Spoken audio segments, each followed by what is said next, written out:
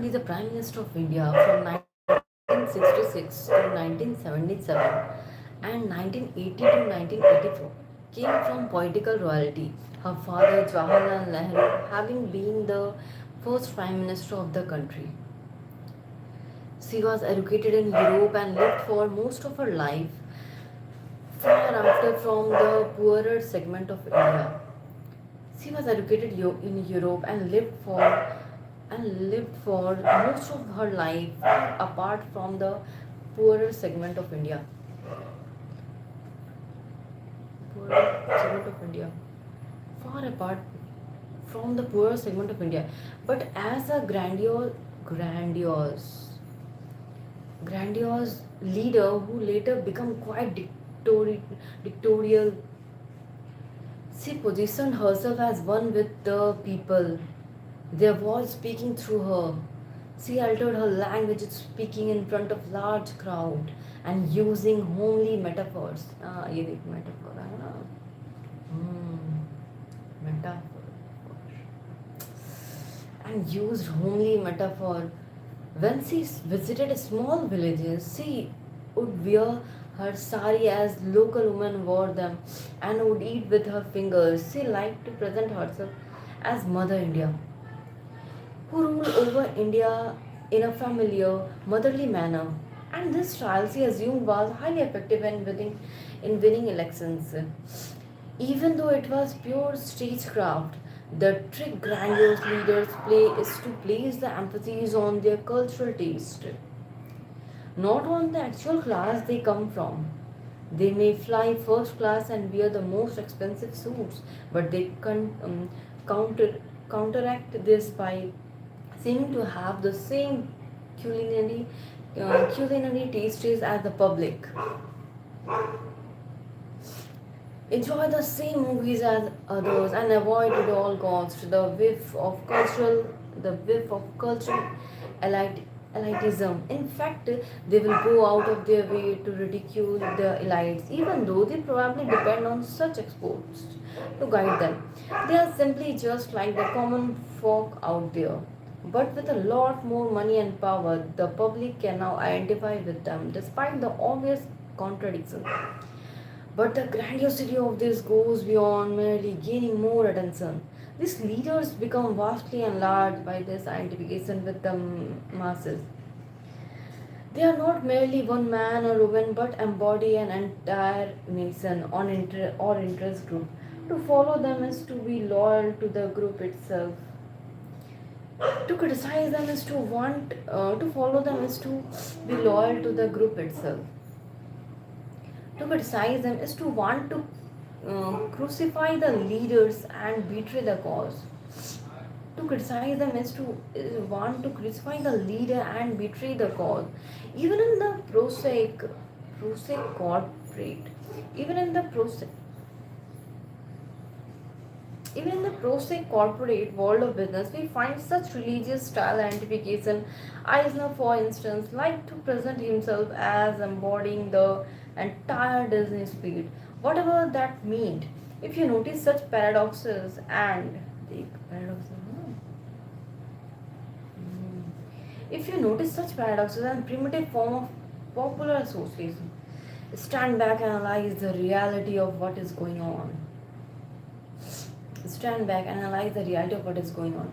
You will find at the core something quasi mystical, highly irrational, and quite dangerous. In that grandiose leadership now feel licensed to do whatever he or she wants in the same name of the public. In the name of the public, I will deliver you. This type often rise to power in times of trouble and crisis. Their self-confidence is comforting to the public or to shareholders. They will be the ones to deliver the people from many problems they are facing.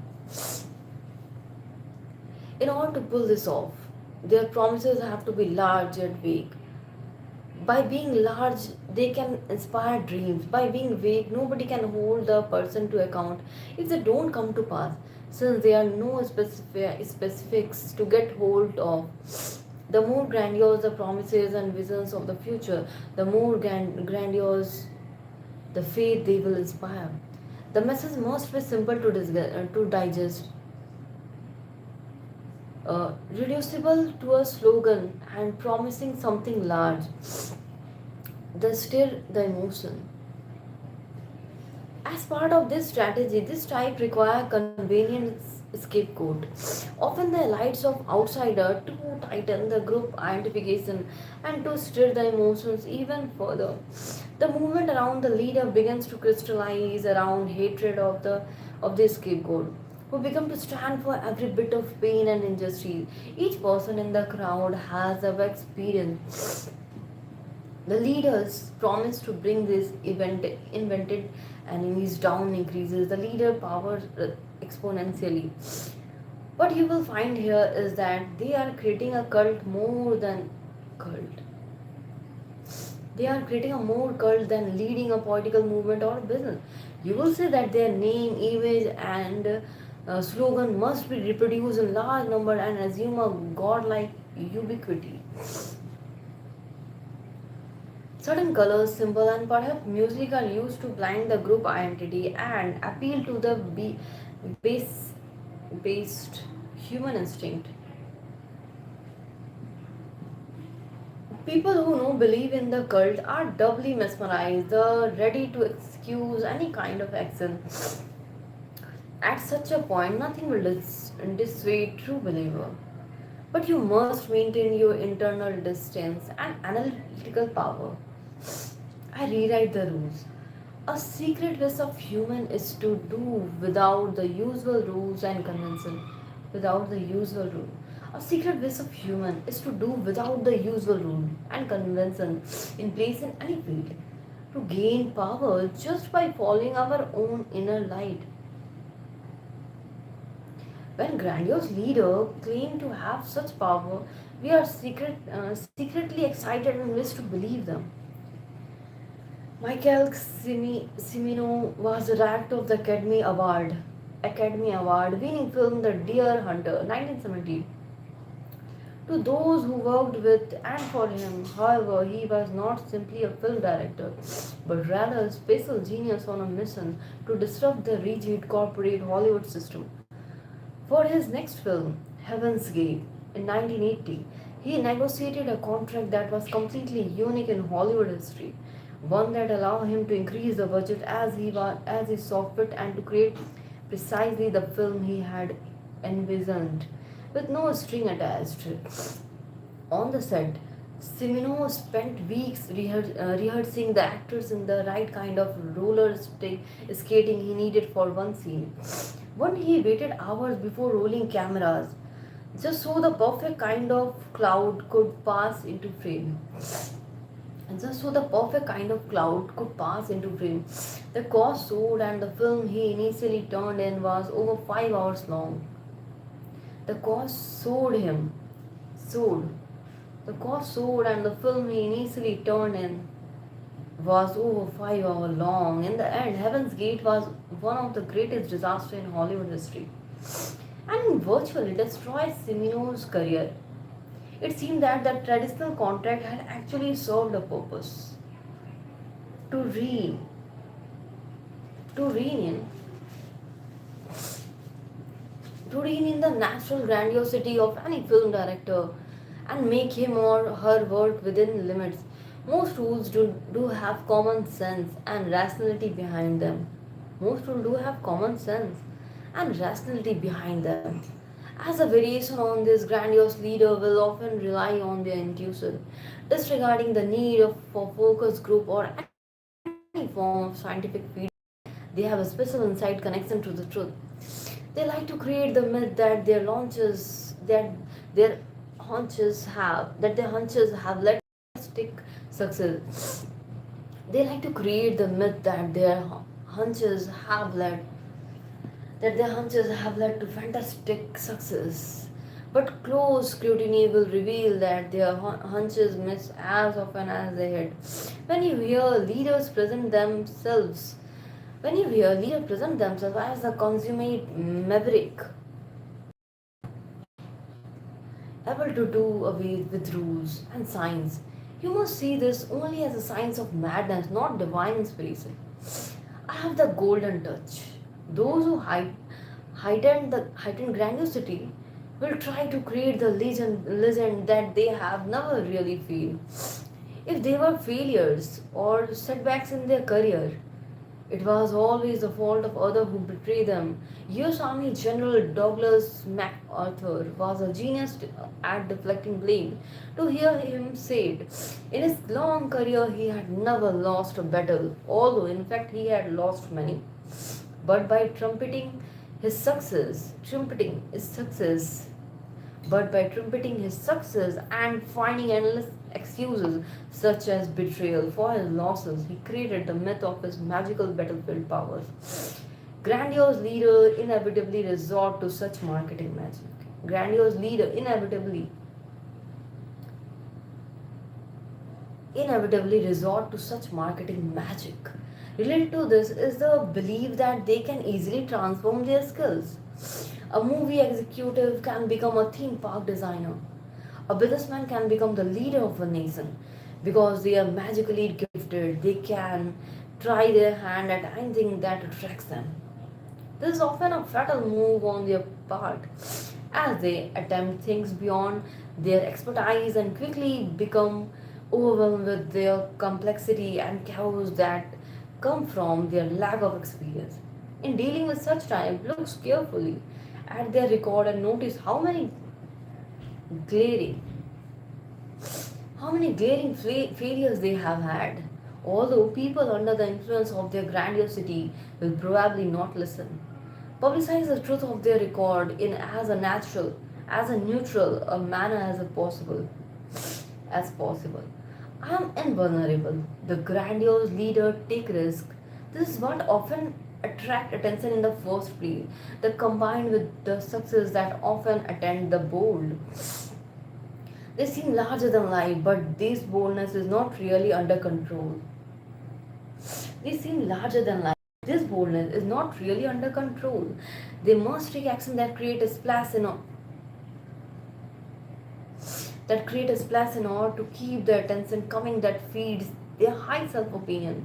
They cannot rest or retreat because that would cause a lapse in publicity. Oh, they cannot rest or retreat because that could cause a lapse in publicity. To make things worse, they come to feel invulnerable because so many times in the past they have gotten away with the risky maneuvers. And may and if they face setbacks, they manage to overcome them through more audacity. Audacity. If they if they face setback, they manage to overcome them through more audacity. Furthermore, these daring activities make them feel alive and on edge. It becomes a drug. They need bigger stakes and rewards to maintain the feeling of godlike invulnerability. The feeling of godlike invulnerability. They need bigger stake and rewards to maintain the feeling of godlike invulnerability. They can work 20 hours a day when under this form of pressure they can walk through fire.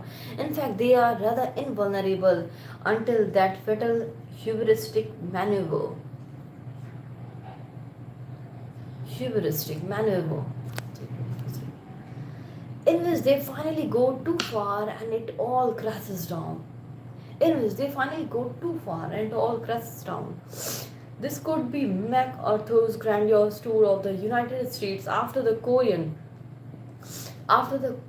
War, in which his irrational need for attention became painfully apparent, or Mao's fatal decision to unleash the Cultural Revolution, or Stan O'Neill, CEO of Merrill Lynch, sticking with mortgage-backed security when everyone else was getting out, essentially destroying one of the oldest financial institutions in the country.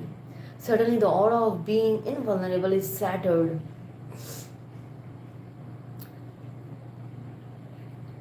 This occurs because their decisions are determined not by rational consideration but by the need for attention and glory, and eventually reality catches up in one and hard blow.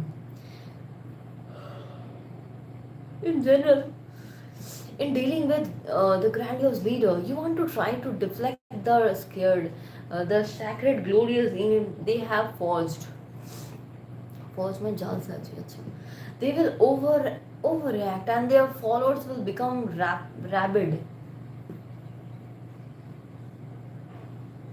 But slowly a few followers may have second thought, creating a viral disenchantment in your best hope. Practical grandiosity. Grandiosity is a form of primal energy we all possess. It impels us to want something more than we have. This is a form of primal energy we all possess. It impels us to want something more than we have, to be recognized and seen by others, and to feel connected to something larger. The people is not with the energy itself, which can be used to fuel our ambitions, but with the direction it takes. Normally, grandiosity makes us imagine we are greater and more superior than is actually the case. We can call this fantastical grandiosity because it is based on our fantasies and the skewed impression we get from any attention we receive. The other form, which we shall call practical grandiosity, is not easy to achieve and does not come naturally to us, but it can be the source of tremendous power and self fulfillment. Practical grandiosity is based not on fantasy but on reality. The energy is channeled into our work and our desire to reach goals, to solve problem or to improve relationship. It impels us to develop and hone our skills. Through our accomplishment, we can feel greater. We attract attention through our work. Through our accomplishment, we can feel greater. Through our accomplishment, we can feel greater. We attract attention through our work. The attention we receive in this phase is gratifying and keep us energized. But the greatest sense of gratification comes from the work itself and from overcoming our own weaknesses. The desire for attention is under control and subordinate. The desire for attention is under control and subordinate.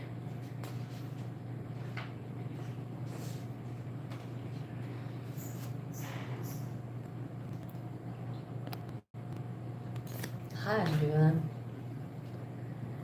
What's the chapter about?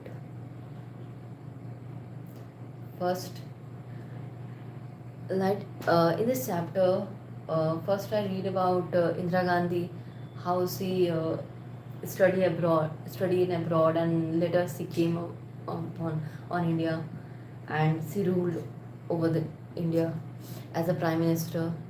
She become the she lives like a common people. She never show off that she studying abroad or she is used to the lifestyle of foreign country. She become the one of ourselves. After that, wait. After that, about businessman and uh, some actors like Disneyland, and they are participating. They are from another field and they are become successful in some other field also. And that leadership qualities and all, how they communicate and their audacity, how they manage their power.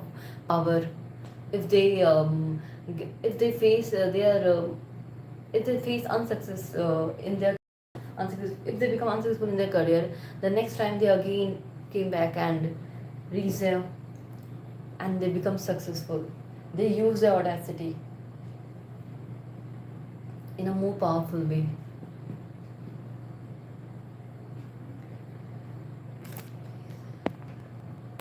Based, irreducible, maverick, or terribilizer. Maverick, a traveler, first person to do it. Will eventually maneuver. Okay, I've remembered. Thank you for recalling it. Maneuver. Okay.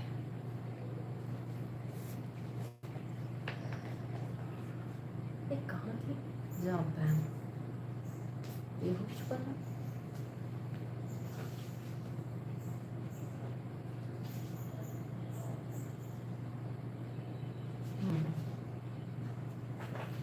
desire for attention is under control and subordinate. Our self esteem is raised, but it is tied to real achievement, not to rebellious subjective fantasies. We feel our presence enlarged through our work, through what we contribute to society. Hmm. We feel our presence enlarged through our work. We feel our presence enlarged through our work, through what we contribute to society. Although the precise way to channel the energy will depend on your field and skill level, the following are five basic principles that are essential for attracting the high level of fulfillment that can come from this reality based from grandiosity. Come to terms with your grandiose needs. You need to begin from a position of honesty. You need to begin from a position of honesty. Yeah, definitely. You must admit to yourself that you do not want to feel important and be the center of attention. That you do not want. This is natural. Yes, you want to feel superior. You have ambitions like everyone else. In the past, your grandiose needs may have led you into some bad decision, which you can now acknowledge and analyze. Denial in your worst enemy. Denial is your worst enemy. Only with this self awareness can you begin to transform the energy into something practical and productive. Concentrate the energy. Fantastical grandiosity will make you flit from one fantastic idea to another. Fantastical grandiosity will make you flit from one fantastic idea to another, imagining all the accolades, the attention you will receive, but never realizing any of them. You must do the opposite. You want to get into the habit of focusing deeply and completely on a single project or problem.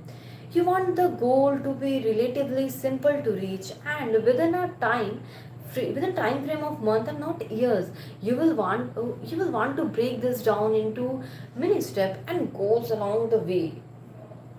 Your object here is to enter a state of flow in which your mind becomes increasingly absorbed in the work, or the point at which idea come to you at odd hour. To the point at which idea come to you at odd hours. This feeling of flow, this feeling of flow should be pleasurable and addicting. You don't allow yourself to engage in fantasies or about other project on the horizon. You want to absorb yourself in the work as deeply as possible. You want to absorb yourself in the work as deeply as possible. If you do not enter this state of flow, you will inevitably multitask. You work on outside your job. It is not the number of hours you put in, but the intensity and consistent effort you bring to it. Related to this, you want this project to involve the skill you already have or are in the process of developing. Your goal is to see continual improvement in your skill level. Your goal is to see continual improvement in your skill level, which will certainly come from depth of your focus. Your confidence will rise. That should be enough to keep you advancing. Maintain a dialogue with reality. Your project begin with an idea, and as you try to own this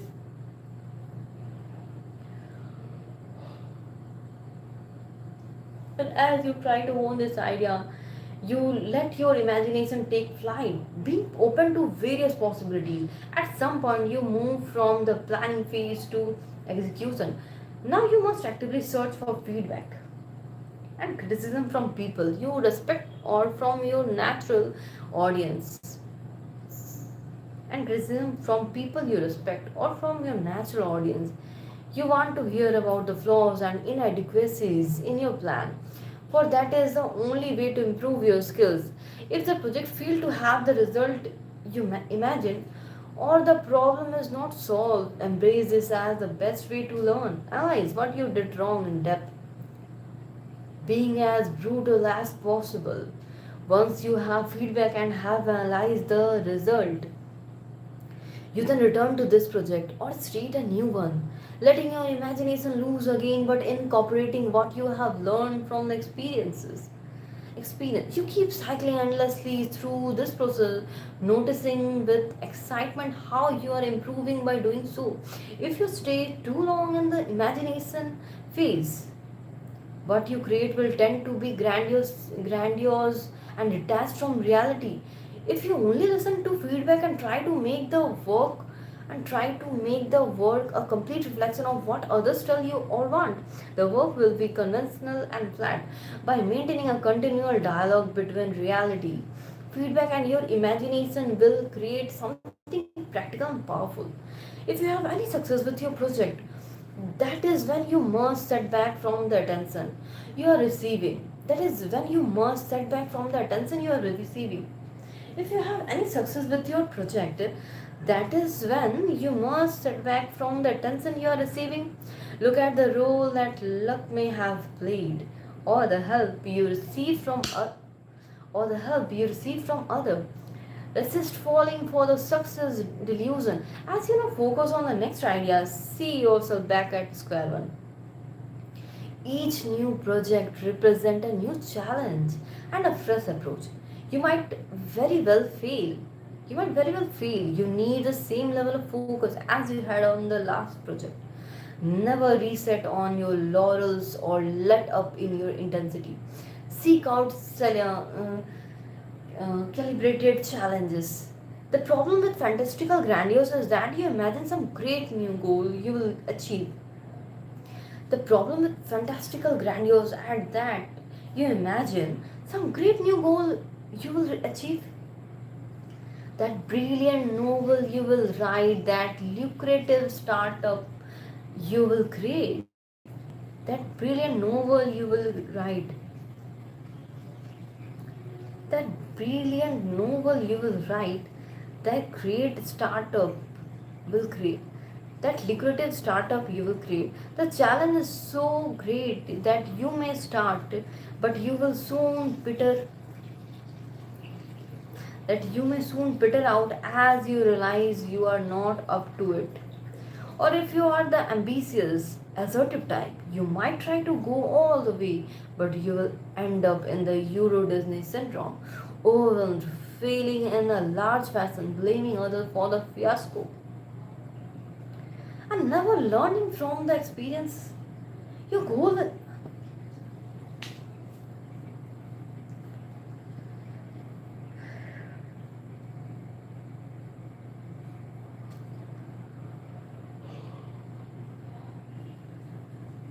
your goal with practical grandiosity is to continually look for challenge just above your skill level. If the if the project you attempt are below at your own skill level, you will become easily bored at less. If the project you attempt are below or at your skill level, are below or at your skill level, you will become easily bored and less focused.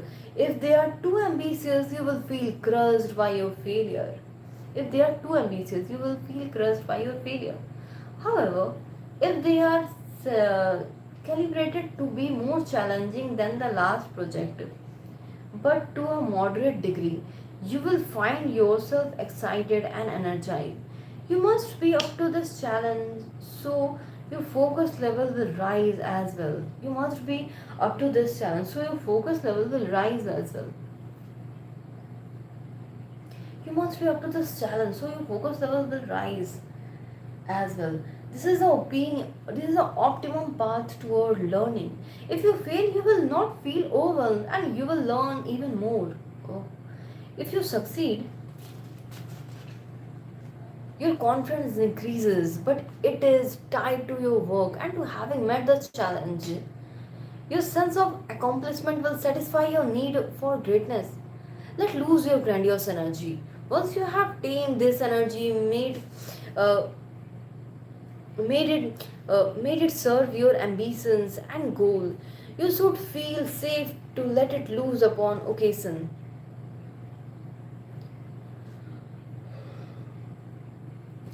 Think of it as a wild animal that Think of it as a wild animal that needs to roam free now and then, or it will go mad from restlessness. What this means is that you occasionally allow yourself to entertain ideas or projects that represent greater challenges than you have considered in the past. You will feel increasingly confident and you want to test yourself.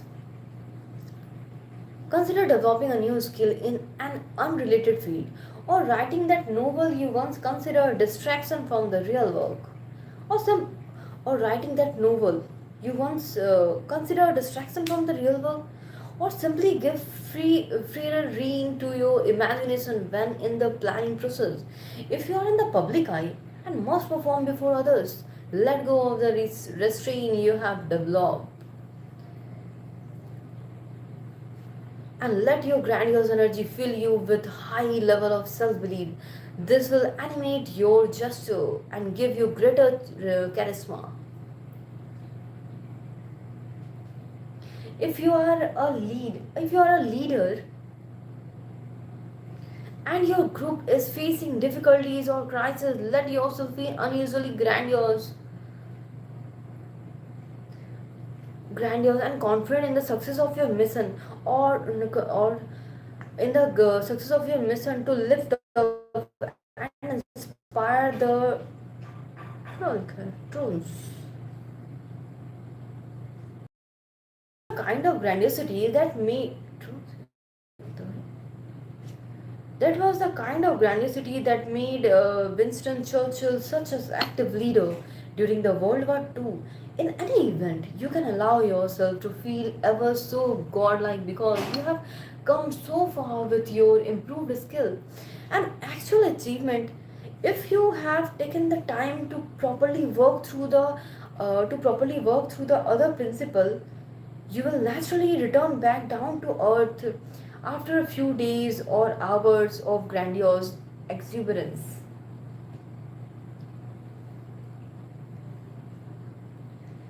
Finally, at the source of finally at the so-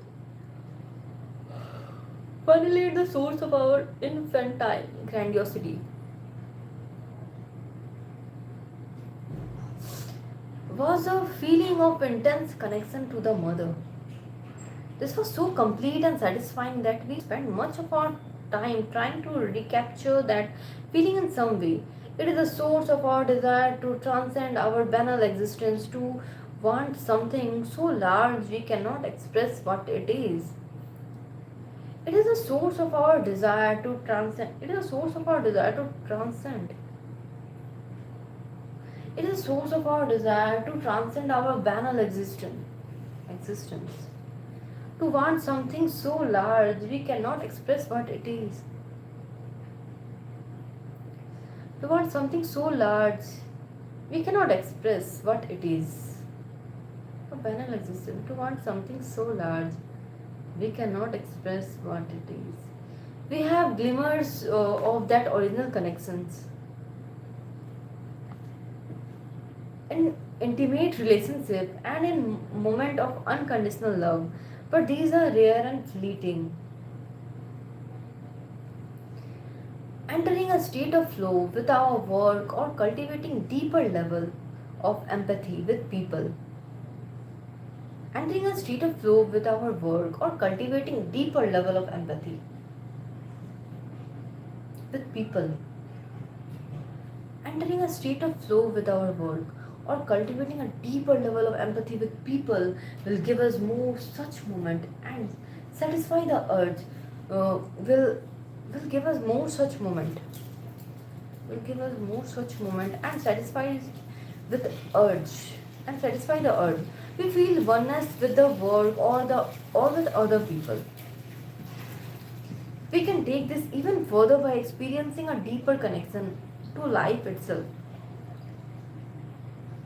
What Sigmund Freud called the oceanic feeling. Considering this is the following way: the information of life itself on the planet Earth so many billions of years ago required a concatenation. ठीक है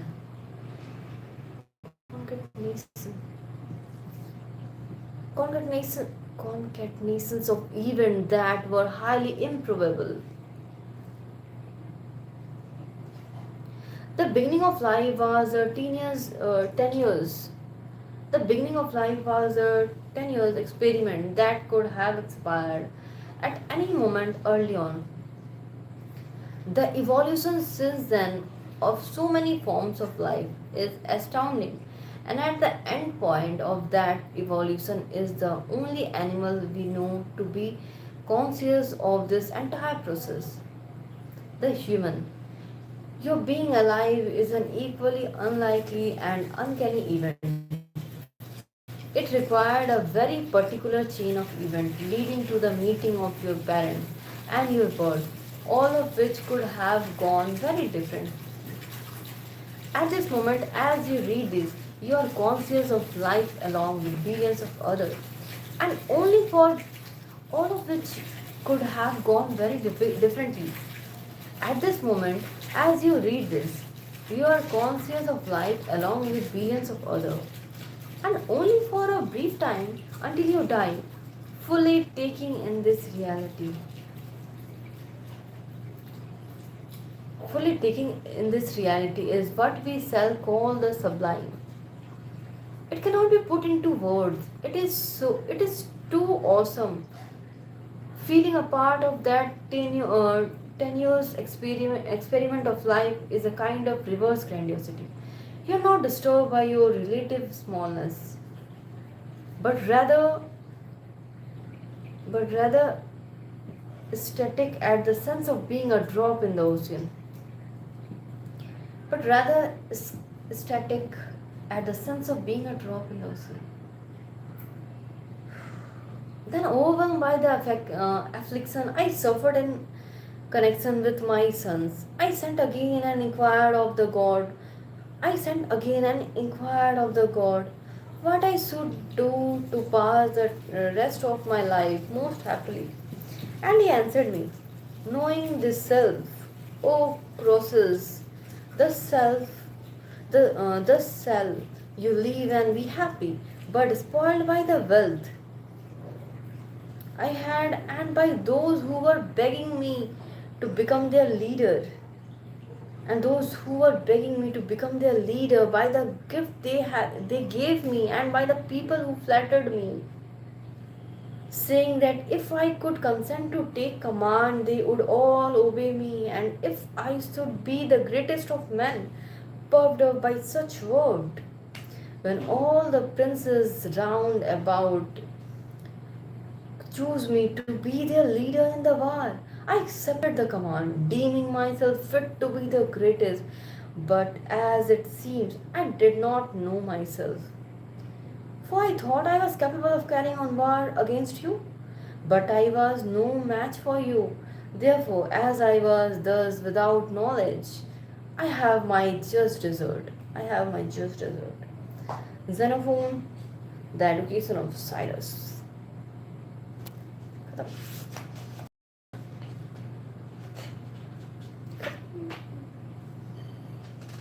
Fifteen, 18, 19, 20, 21.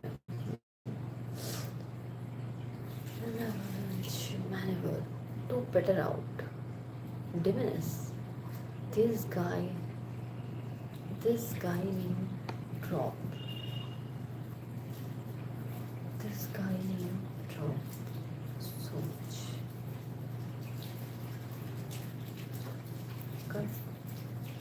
Concatenation. Concatenation. Thank you for the pronunciation. Concatenation.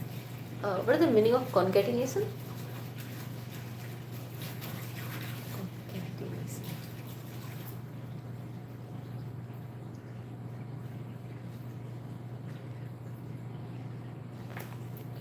Okay. Equal to masculine feminine. Equal to masculine feminine.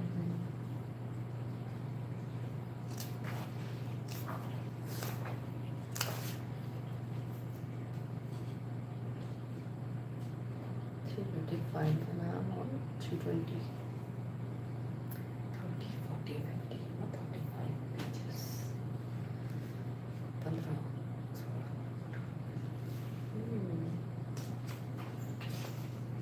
advance with a sense of purpose.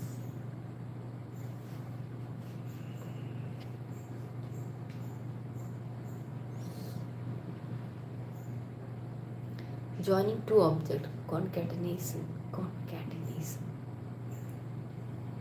Joining two objects.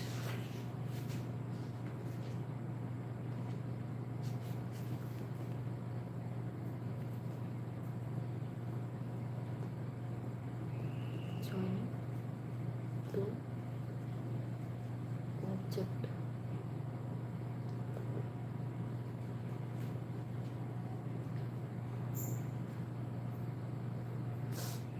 Thank you so much.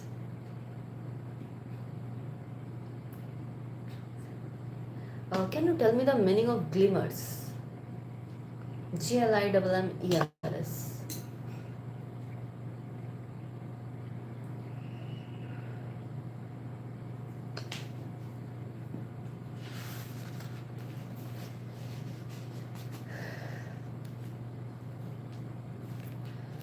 Chapter number 12. Reconnect to the masculine or feminine within you.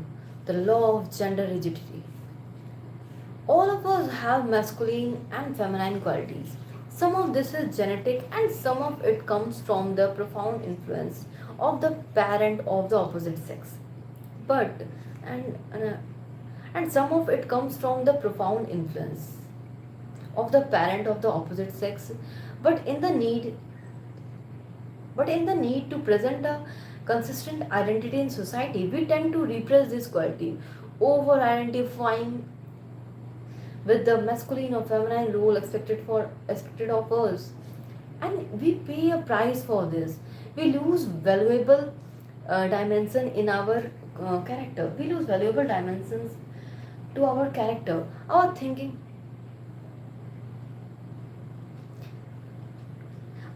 and ways of acting become rigid. Our relationship with members of the opposite sex suffer as we project onto them our own fantasies and hostilities. You must become aware of these lost masculine or feminine traits and slowly reconnect to them, unleashing creative power in the process. You will become more fluid in your thinking. In bringing out the masculine or feminine undertone in your character, you will fascinate people by being authentically yourself. You will fascinate people by being authentically yourself. Do not play the expected gender role, but rather create the one that suits you, the authentic gender. As a young girl, Katrina Saforza dreamed of great deeds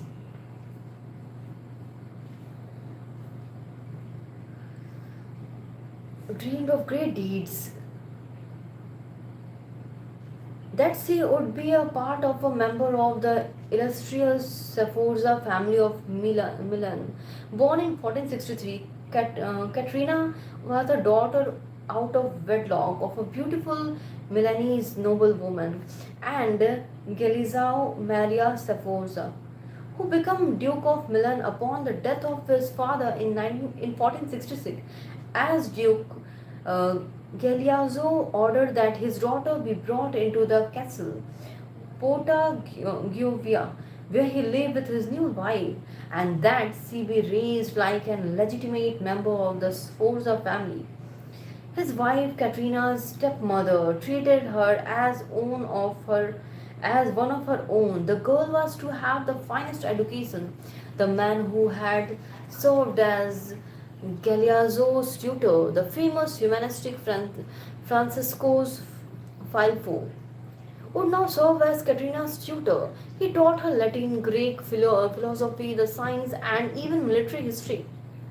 Often alone, Katrina would wander almost daily into the vast castle library, one of the largest in Europe.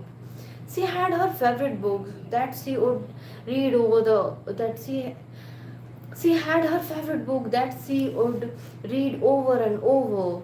One of these was a history of the Sforza family, written by Filelfo himself in the style of Homer. There, in this enormous volume with its elaborate illustration, She would read about the remarkable rise to power of the Sforza family, from condottiere, condottiere, captain in mercenary armies, acha, captain in mercenary armies, to ruling the Duchy of Milan itself. The Sforzas were renowned for their cleverness and bravery in battle. Along with this, love to read books that recounted the chivalric tales of real life knights in armor and the stories of great leaders in the past. Among these, one of the favorite was Illustrious Woman by Boccaccio, which related the deeds of the most celebrated women in history. And as she whiled away her time in the library, all of these books converging in her mind. And as he whiled away in her time in the library, and as she whiled away her time in the library, all of this book converging in her mind. She would daydream about the future glory of the family, somehow herself in the midst of it all. And at the center of these fantasies was the image of her father, a man who to her was as great and legendary as anyone she had read about. Although the counters, also the ये क्या? Also, the encounters with her father were often brief. To Katrina, they were intense. He treated her as an equal, marveling at her intelligence and encouraging her in her studies. From early on, she identified with her father, experiencing her traumas and triumphs as if they were her own. As were all the Sforza children, girls included, Katrina was taught sword fighting and underwent rigorous physical training. As part of the side of her education, she would go on hunting expedition with the family in the nearby woods of Pavia. She was trained to hunt and kill wild boars, trees, and other animals. On this on these excursions, she would watch her father with awe. He was a superior horseman, riding with such impetuosity, as if nothing could harm him. If the horn taking on the largest animal, as if nothing could harm him. In the horn taking on the largest and as if nothing could harm him. In the horn taking on the largest animal, as nothing could harm him. In the hunt, taking on the largest animals, he showed no sign to fear. The hunt, taking on the largest animals, he showed no sign to fear. At court, he was a consummate diplomat, yet always maintained the upper hand. He confided in her his method. Think ahead, plot several moves in it. Think ahead, plot several moves in advance, always with the goal of seizing the initiative in any situation. Always with the goal of seizing the initiative in any situation. There was another side to her father, however, that deepened her identification with him. He loved spectacle, he was like an artist. She would never forget the time the family toured the region and visited Florence. She would never forget the time the family toured the religion and visited Florence. They brought with them various theatre troops. The actor wearing outlandish costume, they denied in the country inside the most. They dined in the country. Dined? They dined in the country inside the most beautifully colored tents. On the march, the brightly caparisoned horses and the accompanying soldier. On the march, the brightly caparisoned horses and the accompanying soldier, all decked in the storge color, scarlet and white, would feel the landscape. It was a hypnotic and thrilling sight, all orchestrated by her father. He delighted in always wearing the latest in Milanese fashion, with Milanese with his elaborate and bejeweled silk gowns. She came to share this interest. Clothes and jewels become her passion. He might seem to viral in better. Uh, he might seem so viril in battle, but she would see him crying like a baby as he listened to his favorite choral music. But she would see him, but she would see him crying like a baby as he listened to his favorite choral music. He had an endless appetite for all aspects of life, and a love and admiration for him knew no bounds. And so in 1473, when her father informed the 10-year-old Katrina of the marriage he had arranged for her, her only thought was to fulfill her duty as a spouse and please her father. The man Galizio had chosen for her was Girolamo Riario, the 30-year-old nephew of Pope Sixtus IV, a marriage that would forge a valuable alliance of Sixtus IV, a marriage that would forge a valuable alliance between Rome and Milan. As a part of the arrangement, the Pope purchased the city of Imola in Romagna, which the Sphoras had taken decades before christening the new couple. The Count and Countess of Imola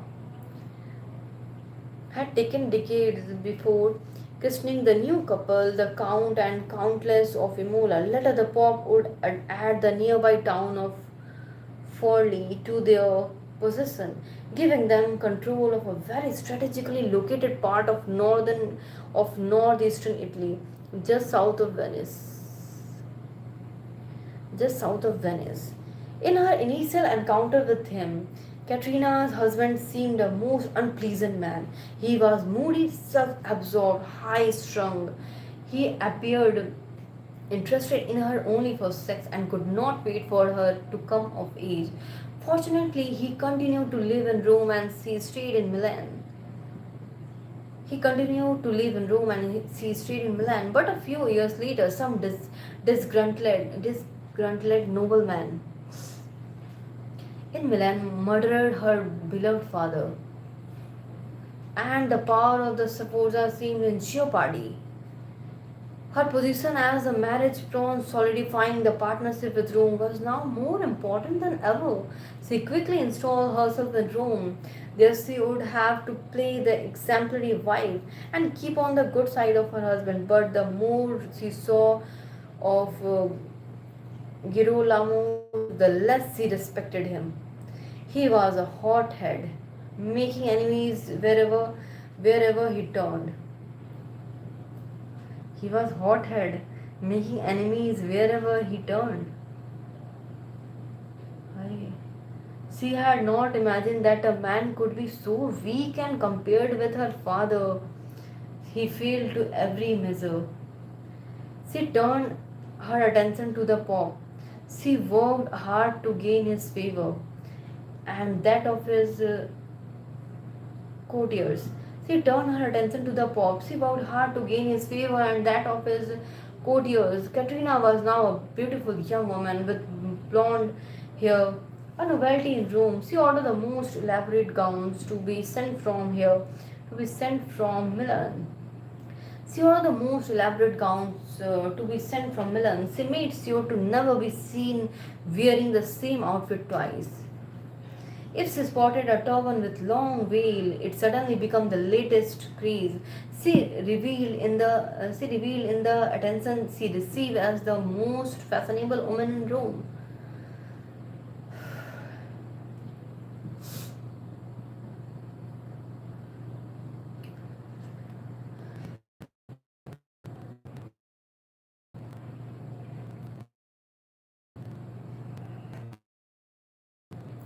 Glimmer, चमकना. Okay. हाँ, glimmering. Glitter. Glimmer मतलब चमकना.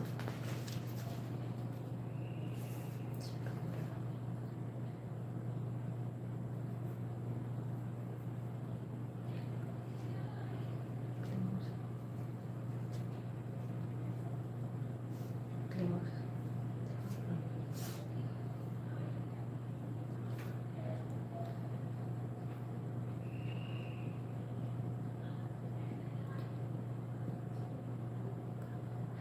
हाय कृपा। अच्छा है, आप कैसे हो? नहीं अभी नहीं सोना है, थोड़ा टाइम है अभी।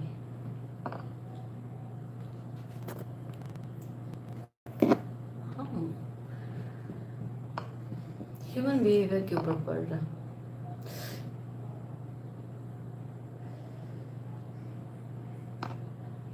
नहीं नहीं, इसका एग्ज़ाम जो पढ़ रहे हैं उसका एग्ज़ाम नहीं है, ये हम ऐसे ही पढ़ते हैं फॉर नॉलेज के लिए। He talks about people like he has first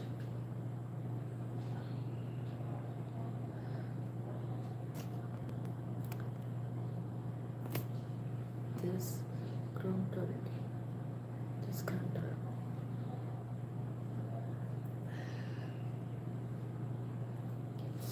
ठीक है, आप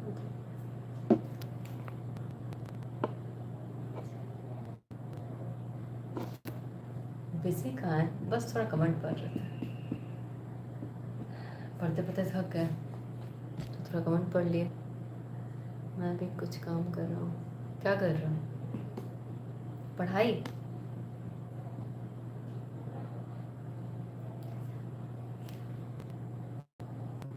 Talks about people like he has first-hand knowledge about their circumstances. It involves so much disgust when hearing his interpretation. Mm-hmm. Okay. Thank you, Light, once again for the meaning.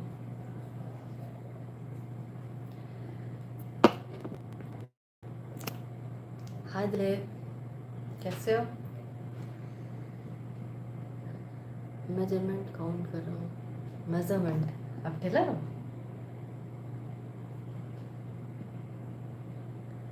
ये welcome.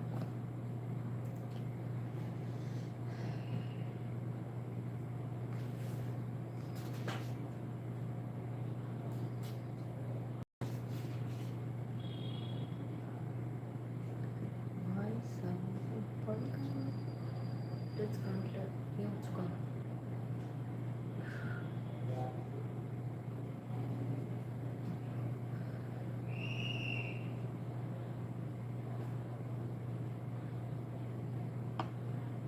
ये पढ़ चुके हैं।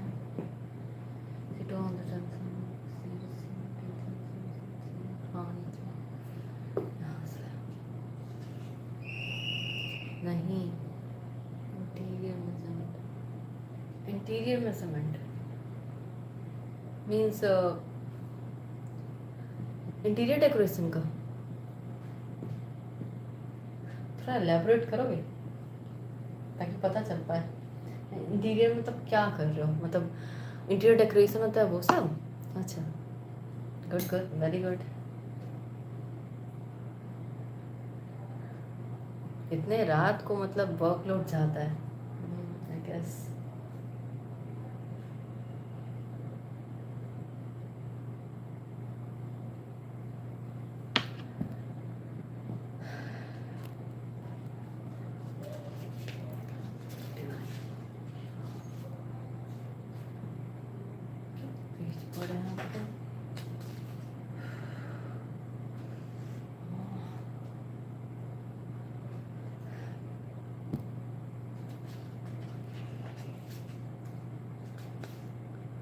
और एक पे यहाँ तक है ना। हाँ अच्छा, बिजी रहना भी अच्छी बात है, वरना खाली बैठो तो चिंता आएगा। उन्हें बहुत सारा काम होता है। अच्छा, होना भी चाहिए।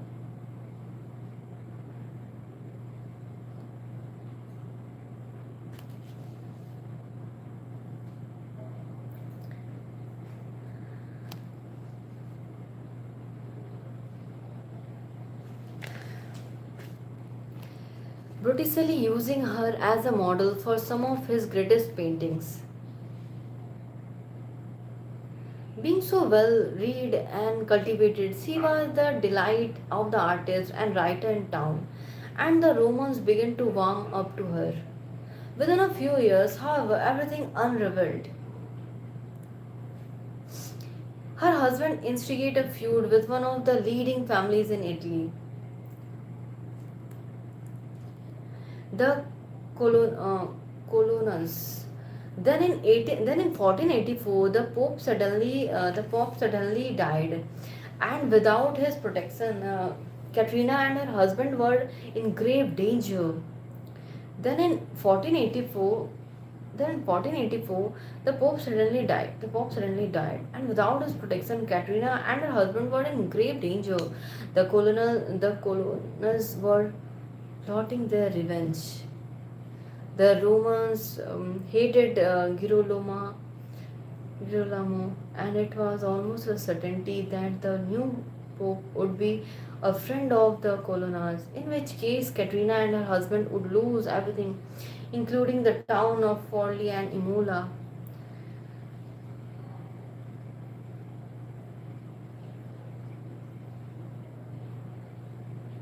And her husband would lose everything, including the towns of Forli and Imola.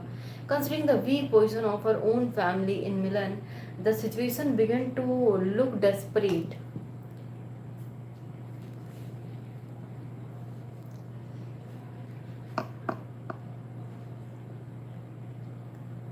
ठीक है, फिर आप सो जाओ, इतना सुबह सुबह उठना है.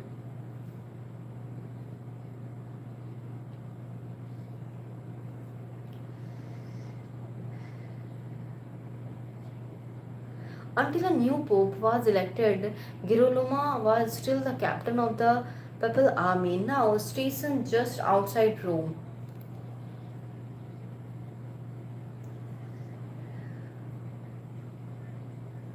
Now stationed just outside Rome, for days Katrina watched her husband, who was paralyzed with fear and unable to make a decision. He dared not enter Rome, fearing battle with colonels and their many allies in the crowded street.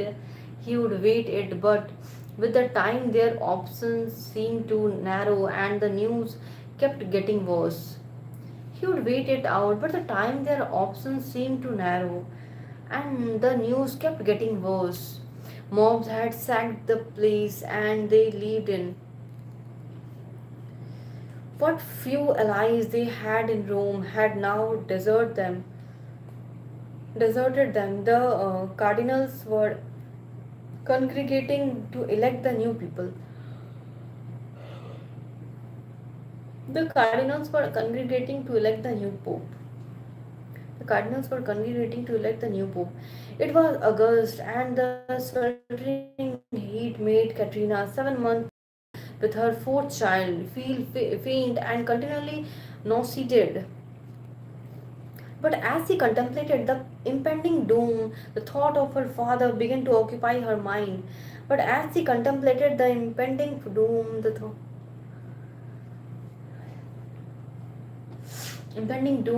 thought of her father began to occupy her mind. It was as if she could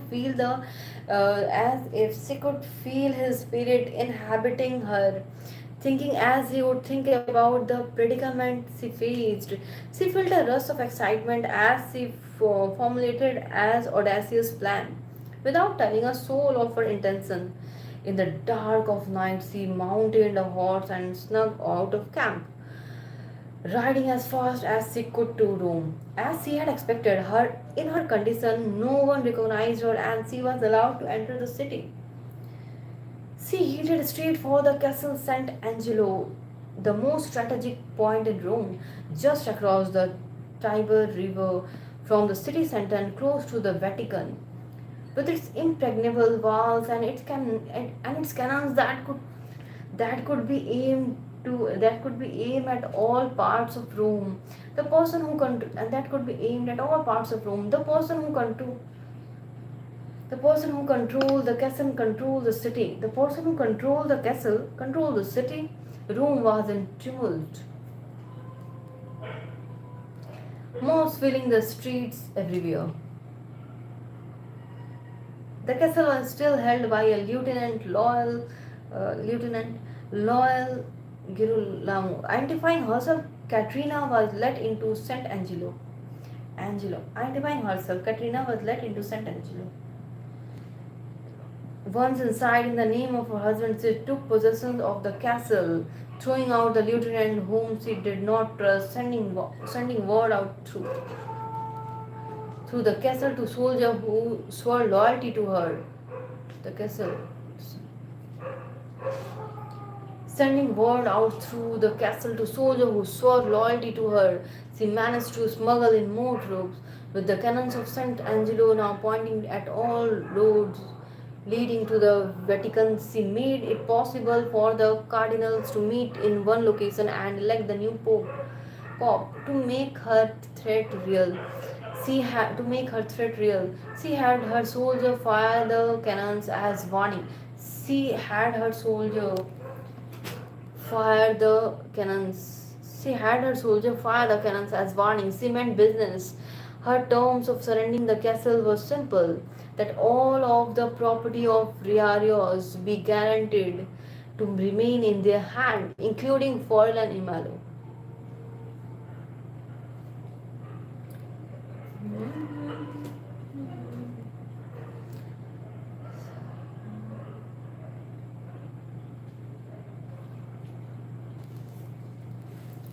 Okay,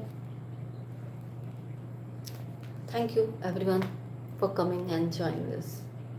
That's all for today. We will meet you again, yeah, tomorrow. Tata, bye bye. Good night and take care.